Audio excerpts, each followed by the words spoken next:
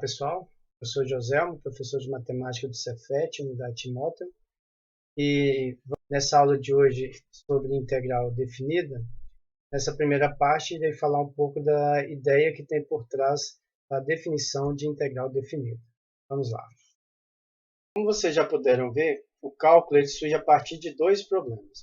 O problema das tangentes, que dá origem às derivadas, e o problema de áreas, que a gente vai discutir um pouco agora. Então, nós sabemos que a cada figura geométrica você tem um número A associado, que é chamado de área. E, por exemplo, se você considera um retângulo de base B e altura a área associada a esse retângulo vai ser dada pelo produto entre a medida da base e a altura. Se essa figura geométrica é um triângulo de base B e altura H, então a gente sabe também que a área desse triângulo é dada pela metade do produto entre a medida da base e a altura do triângulo. E assim, se você pega um polígono qualquer, você consegue calcular a área desse polígono. De que maneira?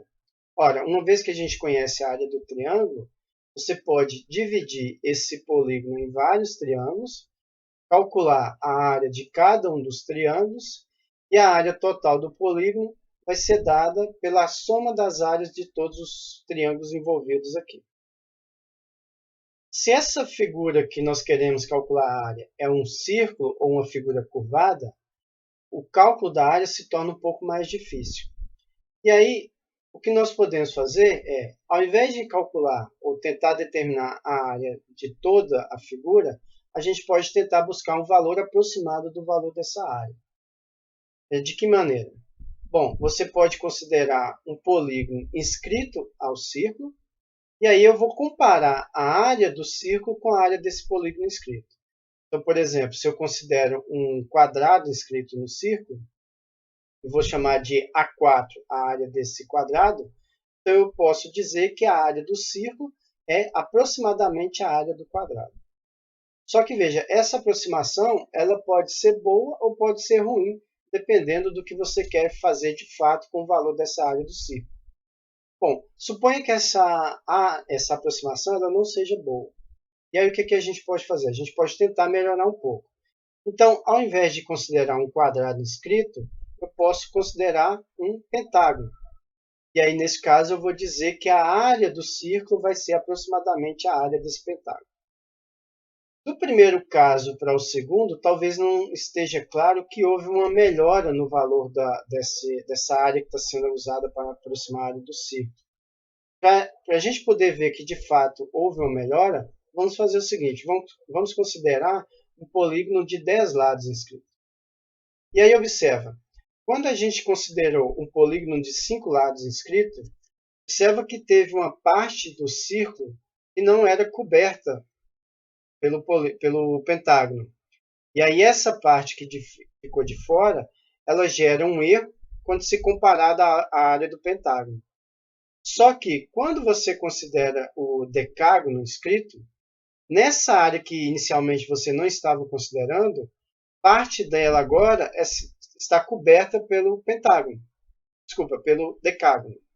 Então você cobriu um pouco mais o círculo. Então, essa aproximação ela melhorou um pouco mais.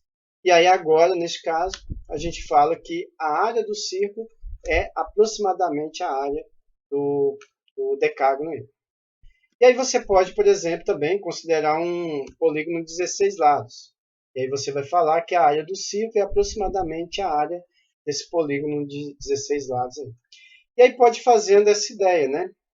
Posso pegar um polígono com um número n de lados qualquer, e dizer que a área dessa circunferência, ou desse círculo, é aproximadamente a área desse polígono inscrito. Bom, mas tem uma coisa importante que a gente pode observar, que é o seguinte, à medida que você vai aumentando o número de lados do polígono inscrito, essa área do n do polígono inscrito, ela vai se tornando cada vez mais próxima da área do círculo, de modo que, usando os conceitos de limite, a gente pode dizer que a área n ela tende à área da circunferência à medida que n tende para infinito. Ou podemos dizer que a área A do círculo ela é igual ao limite das áreas dos polígonos inscritos quando o número de lados vai para infinito. Com base nessa observação, vamos tentar deduzir então qual que é a área de fato do círculo. E aí o que é que podemos fazer? Vamos considerar um polígono regular de n lados inscrito no círculo. E aí eu vou chamar de AN a área desse polígono. Bom, para calcular a área n, vamos usar aquela ideia inicialmente que foi dada lá. Vamos dividir o polígono em n triângulos. Neste caso, eu vou considerar que o vértice de cada um desses triângulos é o centro da circunferência. E um dos lados do triângulo vai coincidir com o lado do polígono regular. Observa que, considerando que esse polígono é regular, a medida da base de todos esses triângulos vão ser iguais. Além disso, os lados que são definidos pelo raio do círculo também vão ser iguais, que significa dizer que todos esses triângulos aí vão ser congruentes. Se o polígono tem n lados, então você vai ter n triângulos congruentes. E assim eu posso calcular a área de um deles, e a área total do polígono vai ser n vezes a área desse triângulo aí. Bom, supondo que a medida da base desse triângulo vale b, e a altura dele vale h, como eu falei, nós vamos ter o outro lado como sendo r, e a área desse triângulo vai ser metade de b vezes h. E a área n do polígono total vai ser n vezes ph sobre 2. E aí, como nós observamos, a área total do círculo vai ser dada pelo limite dessas áreas aí quando o número de lados vai para infinito. Ou seja, vai ser o limite de n vezes b vezes h sobre 2. Eu coloquei associado aqui o n vezes b pelo seguinte motivo. Observa que b é a medida do lado do polígono regular. O polígono regular tem n lados, que é o que a gente considerou. Então, quando eu faço o produto n vezes b, isso aqui nos dá exatamente o perímetro do polígono regular, ou seja, a soma de todos os lados desse polígono.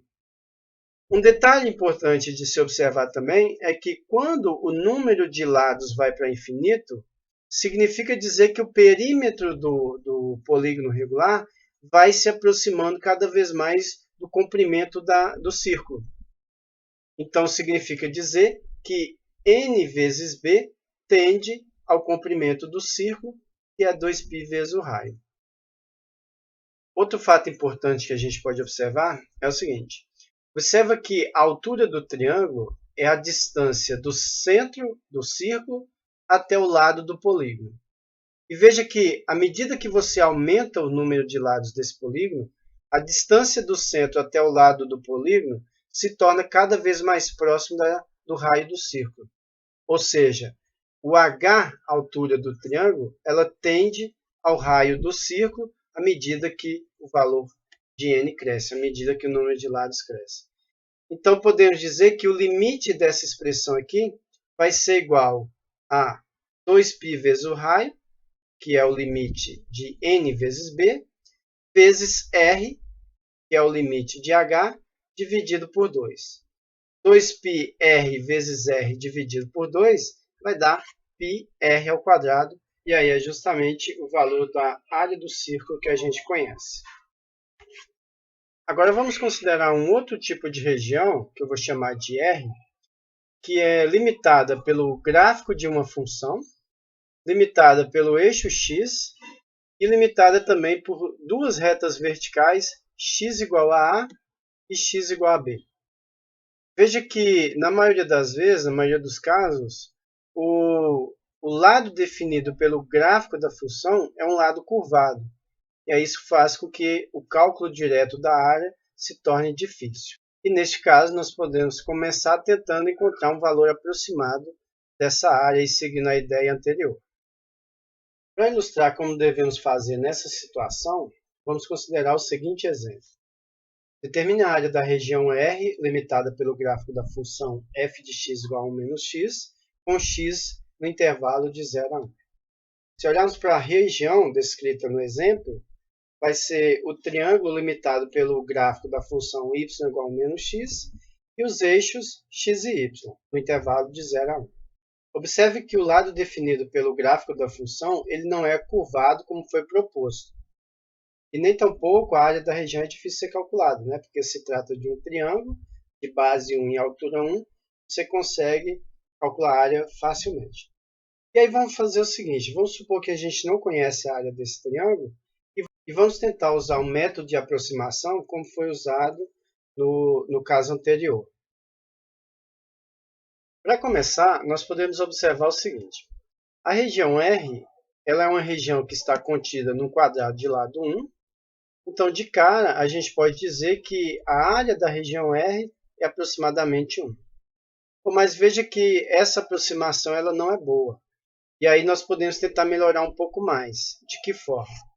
Bom, uma das formas é pegar o intervalo 0, 1 no eixo x e dividi-lo em dois subintervalos de tamanho meio. E aí, para cada subintervalo desse, nós consideramos uma faixa sobre a região R, e cada uma dessas faixas nós vamos aproximá-la, ou a sua área, pela área de um retângulo. De modo que o retângulo ele terá como base, ou como medida da base, o tamanho do subintervalo determinado por ele, que no caso aqui é meio, e terá como altura o valor da função em algum ponto no subintervalo. Por exemplo, esse primeiro retângulo ele vai ter altura 1, que corresponde ao valor da função em 0. Lembrando que a função é f de x igual a 1 menos x. E o segundo retângulo ele vai ter base meio, de medida meio, e altura dada pelo valor da função em x igual a meio. E aí, se a gente somar as áreas desses retângulos, nós encontramos 3/4 ou 0,75. Então, melhoramos a aproximação do valor da área aí da região. Bom, mas esse valor de aproximação ele pode ser melhorado um pouco mais. De que forma? Ao invés de dividirmos a região R em duas faixas, podemos dividir em 4 faixas. Então, dividimos o intervalo 0, 1 em 4 subintervalos, todos do mesmo tamanho, que seria 1 dividido por 4. Consideramos cada faixa determinada pelo subintervalo e cada uma dessas faixas nós vamos aproximar por um retângulo, de modo que a medida da base do retângulo vai ser 1/4 e o valor e a altura desse retângulo vai ser o valor da função em algum ponto no intervalo de novo. O primeiro retângulo, como nós vimos, vai ter altura 1. O segundo retângulo vai ter altura f de 1/4, valor da função em 1/4. O terceiro retângulo vai ter altura como sendo f de meio. E o terceiro retângulo vai ter altura igual a f de 3/4 aqui. E aí, somando a área desses retângulos todos aí, nós encontramos 5/8 ou 0,625. Bom, mas a gente poderia tentar melhorar um pouco mais, né? Considerando 16 retângulos. Se você considerar a região dividida em 16 retângulos aí, calcular a área dos retângulos, você vai ver que vai dar aproximadamente 0,53.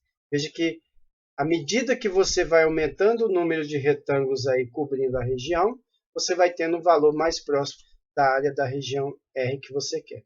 E aí o que nós podemos observar é o seguinte: se você dividir a região em N retângulos, né, N faixas aí, e se eu chamar de Sn o valor da área de todos esses retângulos, o que nós estamos observando é que, à medida que o N aumenta, ou seja, tende para infinito, a área de todos os retângulos tende para a área da região R.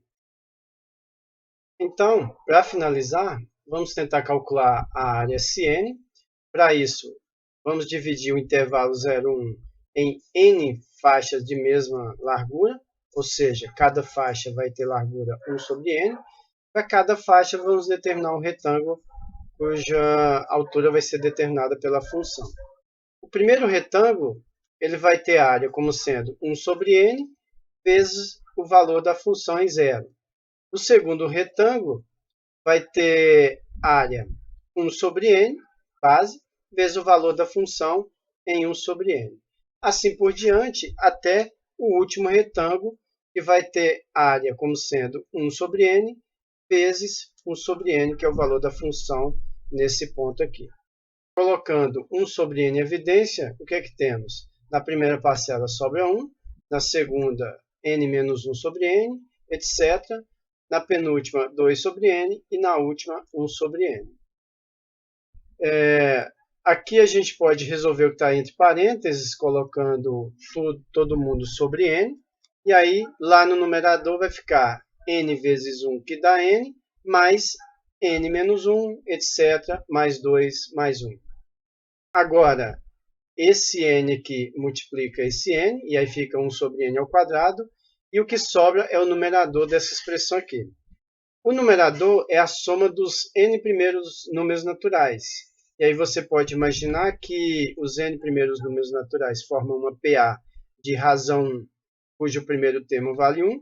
E aí se você usa a formulinha lá de PA, você vai encontrar como resultado desse numerador n vezes n mais 1 sobre 2. Simplificando essa expressão, encontramos 1 sobre 2 mais 1 sobre 2n. E aí, pelo que nós vimos, a área da região R vai ser o limite do Sn, que é isso, quando n vai para infinito. Quando n vai para infinito, essa parte vai para zero, e aí o resultado dá meio, que é justamente o que a gente esperava pelo fato de ser um triângulo de base 1 e altura 1. Então é isso, pessoal. Obrigado a todos e bons estudos.